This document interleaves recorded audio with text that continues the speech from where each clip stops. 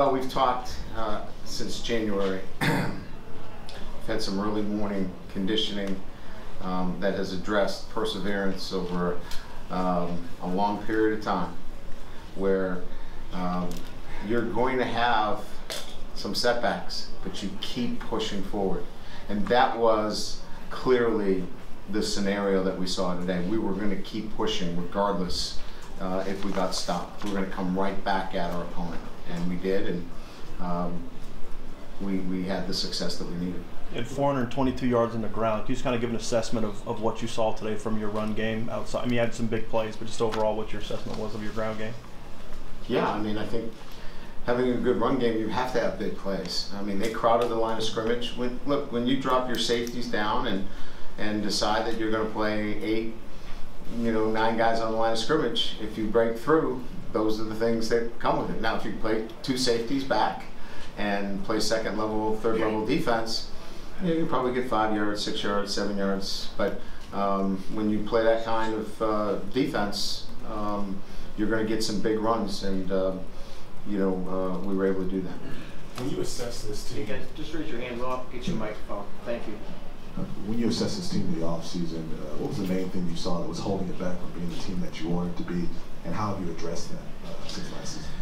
Well, there were a lot of things that had to change, but it started with me, and we made some changes within. But I think more than anything else, the traits, developing the traits of our football team that I've just been talking about, that grit, that attention to detail, that focus that you need. And look, this is one game. And I can tell you that they have been great at doing everything that I've asked them to do about sticking with this process, and they got some production from that process today. But it's a long season, and there's going to be some setbacks. We're not out for perfection. We're out for excellence, and we're going to have some setbacks, but if they stick with it, we'll have some success. Brian, with the offensive line having to go against 8-9 guys in the box, what's your assessment of their play today?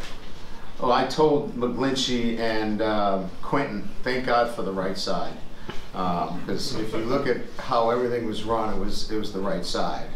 So they didn't like that, by the way, very much.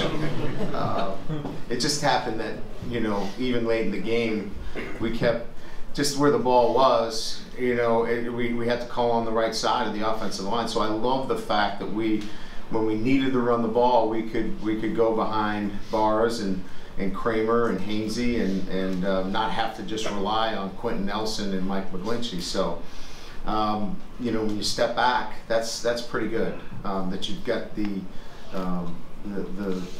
confidence that you can go on either side of the ball.